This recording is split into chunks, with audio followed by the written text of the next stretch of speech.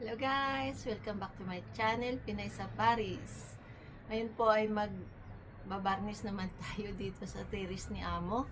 Kasi yung mga upuan dito, yung table niya ay medyo wala na yung varnish. Kaya aanuhin po natin.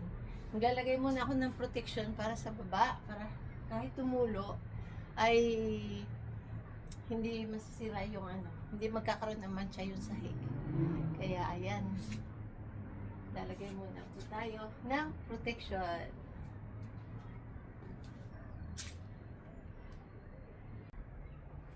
So yan guys, kailangan ko munang lihahin ito kasi para matanggal ko yung mga mancha-mancha.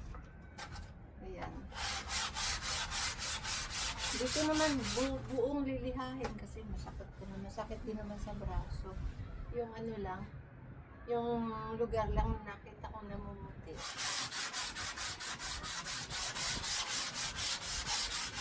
Tapos sa babarnisan. Naliha ko na dito sa panapinan to. Ito.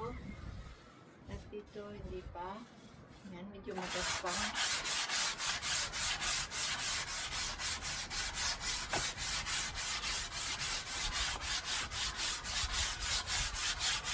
Ginagamit ko liha ay napakanipis. Ayan guys.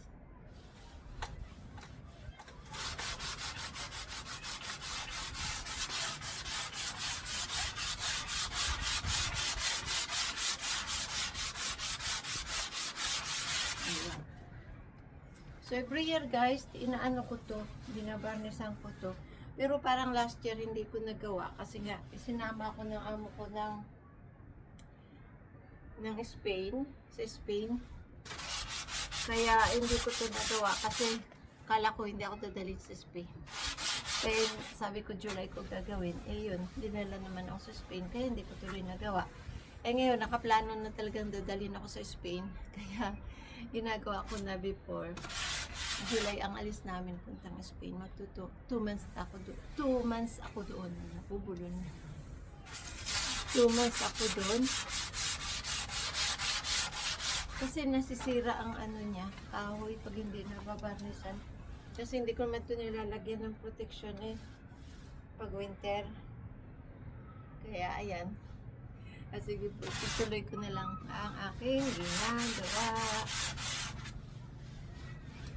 Ito sa kabila pa Pero yan ko pa to guys. Kukuskusin kong maigi. So yun guys, at naano ko na ang first coating. Natapos ko na ang first coating. Mamaya intayin ko na lang siyang mag-dry. Ito pang mga paa ay hindi ko pa nagagawa. Gagawin ko na yan guys. So yan, medyo itong may ilalim medyo mahirap kasi nga tumutulo yung Kaya konting-konti lang nilalagay ko dito sa ilalim. Kasi yung binarnisan ko ibabaw kumakayat dito sa ilalim mo. Kaya naano ko na lang, ginaganyan ko. Konti lang. Hindi ako guys, hindi ako expert mag-varnish. Kaya naano ko lang ito para ma-maintain lang na malinis. Yan. Pero hindi ko talaga alam. Hindi talaga ako marunong mag-varnish. Pero every year, inaano ko naman ito. Ginaganyan ko. Dali lang naman ito. Ito hindi ko na niliha. Sakit din kasi sa kamay magkukuskus. Ayan. Natutuwa kasi si Amo. Ginagawa ko to kasi alam niya hindi ko naman ito trabaho pero ginagawa ko kasi nga para laging malinis tingnan.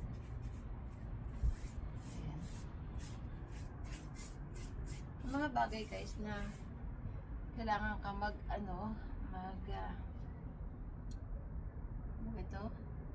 mag-take ng effort o ano ba yun doon yung magkusa ka ba, yun ibig ko sabihin, kusa ka na gawin kahit di naman inuutos na amo at saka wala naman to sa sa kontrata ko kasi wala naman nga ako ginagawa.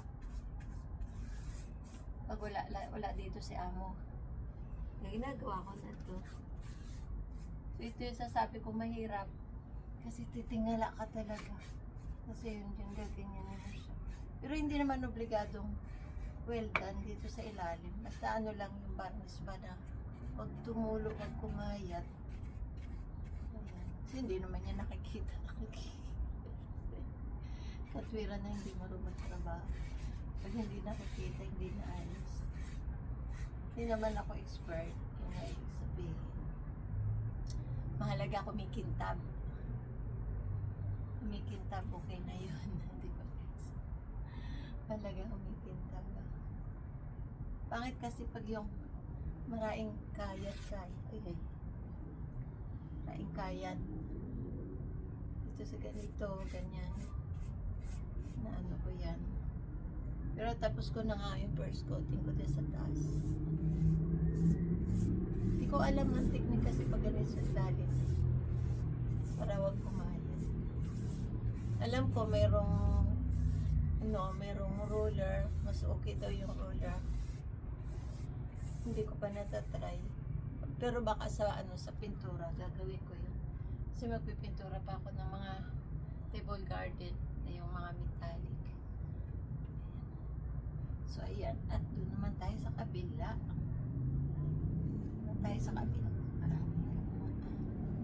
Lupla.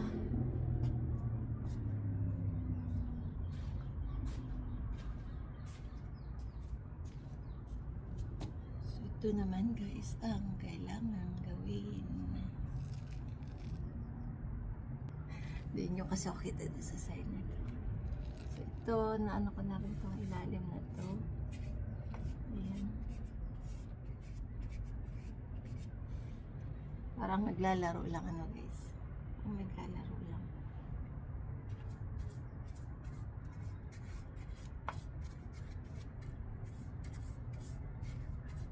Nung umuwi nga ako sa Pilipinas, last February, 1 month and 1 week ako doon, 5 weeks. Wala akong ginawa kundi magpintura. Kasi yung mga kapatid ko naroon ay may edad na. Pero mas bata sila sa akin, kaya lang may mga sakit guys. Yung isa ay may ubo, yung isa ay na-stroke. Kaya pantay ko sila, pero pag yung ako yung nagawa magpintura. Napinturahan ko naman yung mga kaya ko lang. Yung katulad ng mga sa hagdan, tapos yung magbarnish din ng mga table. Pero pag malalaking na guys, siyempre binabayad ko na, hindi ko naman kaya. Diba yung mga sa gate ay hindi ko na yun, hindi ko yung pinapakialaman. Kasi nga, malaki masyado yun, at saka baka hindi ko nga maayos yung pagpipintura, sayang lang naman ang pintura. Kaya binabayad, pinapapakyaw ko yun. Kasi yung mga nagpipintura, laging pakyaw ang offer nila sa'yo, hindi sila nakuha ng arawan. Tsaka pag arawan, siyempre logi ka. Kaya ayan. Mamaya, dahan-dahan lang yung gawain. Kaya yan guys, ang hirap na ganitong posisyon.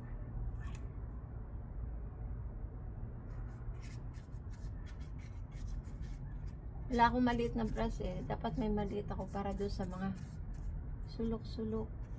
Wala hindi ako nakabili kasi yung ginamit ko na nalimutan ko lagyan ng thinner din ng igas. Pwede na ba siguro yun, pero matagal pa ugasan. So ayan po, at tuloy-tuloy na natin ito.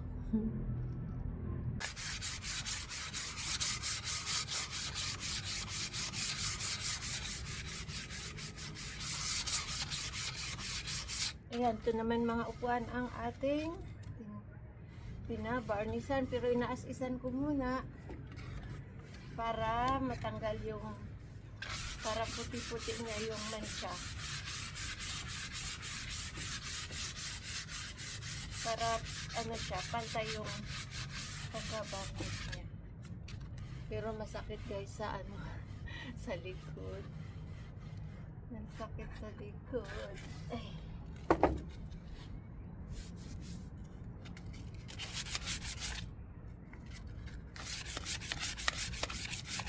Daan lang. Wala na. Ano na yung aking pasilsilisa. Overuse na. Wala nang talim. Saka yung pinupunasan ko nga para din matanggal yung alikabok pag mabarnisan. Kasi kung hindi, yung alikabok ay may ilaliman ng barnis. Ayan. Mga bahay lawa. Lawa. Ayan. Tingnan nyo guys, ano na, mag 7 PM na pero maliwanag pa rin. Nag-start ako ng late kasi nga kanina mainit. Masira ang ating beauty. Masyadong mainit. Joke. Sakit sa mata pag mainit. Hindi ko ano yung mata ko kasi may problema na. Kaya pinoprotektahan natin yung mata natin pag mainit. Ang araw. Pag maaraw. Ayan. Ito ay pwede ko nang barnisan. Nalinis ko na. Natanggal ko na yung alikabok. Naas-isang ko na siya ng konti.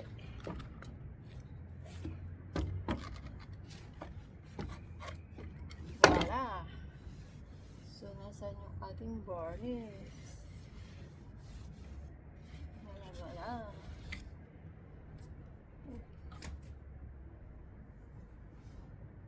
Ito pala sa likod.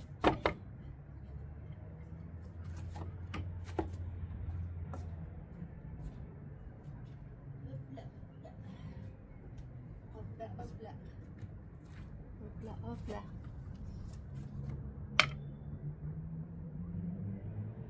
So, ganda pa rin ang weather.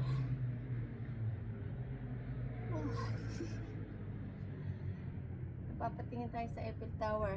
Mamaya pakita ko sa inyo yung aking view dito. Ayan. Pagkatapos ko nito guys, papakita ko sa inyo yung view. Ang ganda eh. Yung Eiffel Tower. Yun ang sikat na Eiffel Tower.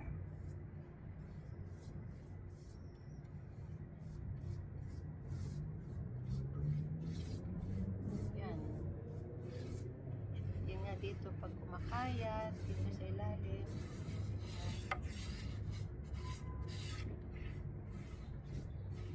Hindi maiwasan. Kahit konti lang ilagay ko sa sa brush ay may natulo pa rin talaga. Hindi mapigilan ang pagtulo. Tumulo na. So kapon nga galing kami sa sa dagat. Super lamig doon guys, kaya hindi ako nakakapanguha may ginang shells ng mga clams. Binigay ko sa kaibigan ko yung mga napulot ko. Kasi kukunti lang naman napulot ko. Wala pang kalahating kilo. Pero yung kaibigan ko nakapulot ng mga 3 kilo yata yun. Nakapanguha siya ng mga abot ng 3 kilo. Kaya binigay ko na lang sa kanya yung mga nakuha ko. Tapos ginaw. Kaya hindi ako makatungtong sa tubig. Doon lang ako namumulot sa walang tubig. Kasi super ginaw kahapon. Sa Normandy. Literally 2 hours and a half lang naman from Paris yun. Sumama ako sa group. Yan, may video nga ako dyan. Filipino group. Ang bayad namin ay 35 euros. Maghapon na yun. Malis kami ng 6:30 AM. Nakarating kami ng 8 PM pabalik ng Paris. Tapos, may naman yun, may pamerienda naman sila. Pero siyempre, yung lunch mo doon, ay sarili mo na. Kanya-kanya, picnic. Pero may pa, may pa breakfast, tapos may pa pamerienda nung uwian na. Pakape ba? Parang ganun. Kaya yan ang namin dito sa Paris. Nasama kami sa mga group para nakakapag-outside din ng Paris, out of town. Sarap din naman mag-out of town na nakakatipid. Kasi kung magti-train ka, ang mahal.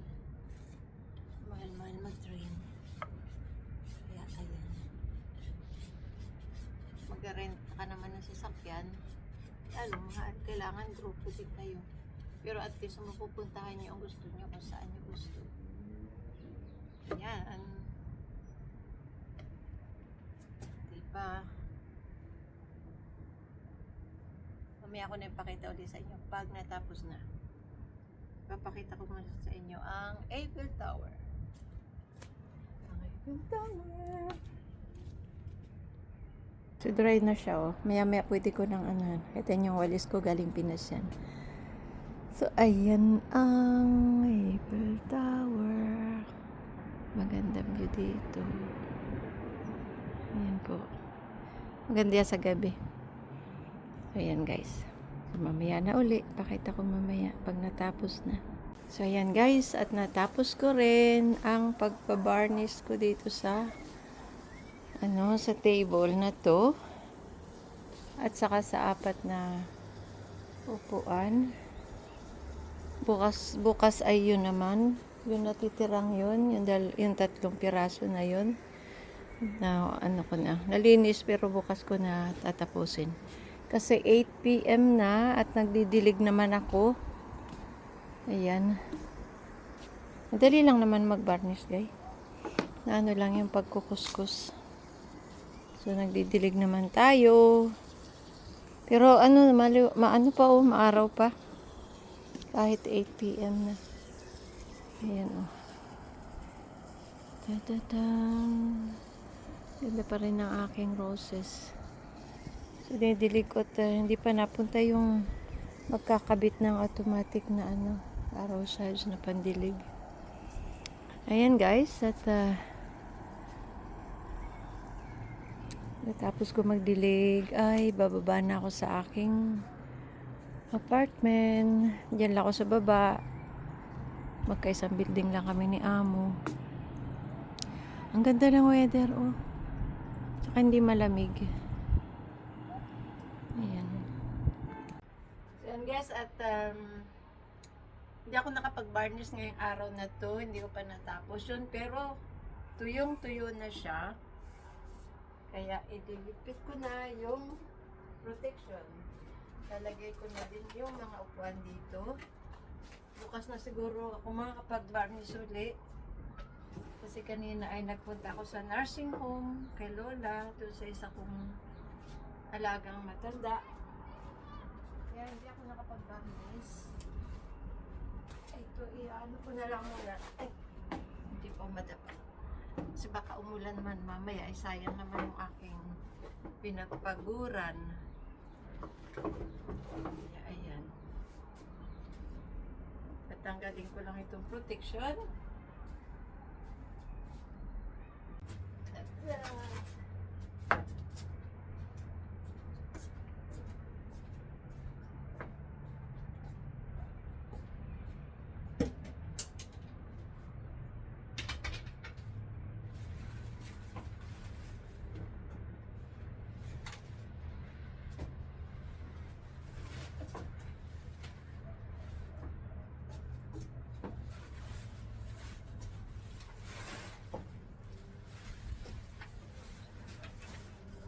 Baka umulan mamaya gabi.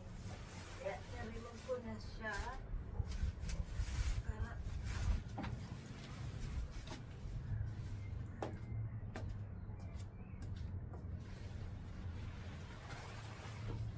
Para wala. Kupin na lang natin ng maayos. Gagamitin ko pa yan sa pagpipintura.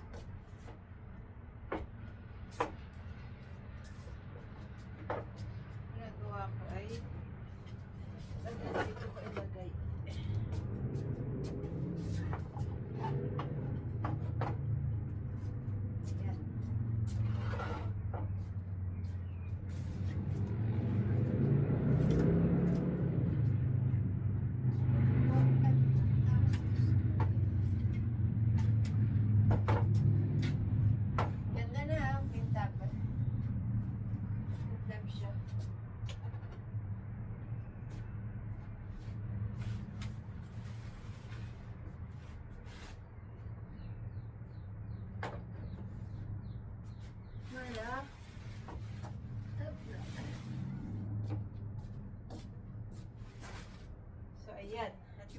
naman siya. Na yan na hindi ko pa nagawa. Kasi dapat kanina ko gagawin ay nagpunta nga ako ng nursing home. Kaya hindi ko natapos. O, yan. Ganda, diba guys? Makintab. Ang gagawin ko pa next ay yung mga table na yon. Mas mahirap magpintura ng metal kaysa sa woods. Ayan, gagawin ko yan. Tsaka yun, mga yun. Ayan, hindi ako nakapagwalis kanina. Subukan. Siguro, ayan, mga pipinturahan ko pa yan, guys. Ayan, at magdidilig naman tayo ng mga halaman kasi kanina ay 24 degree maghapon. So, nag-dry uli yung mga halaman. Ayan, guys. Thank you for watching. Please subscribe. Yun ay sa Paris.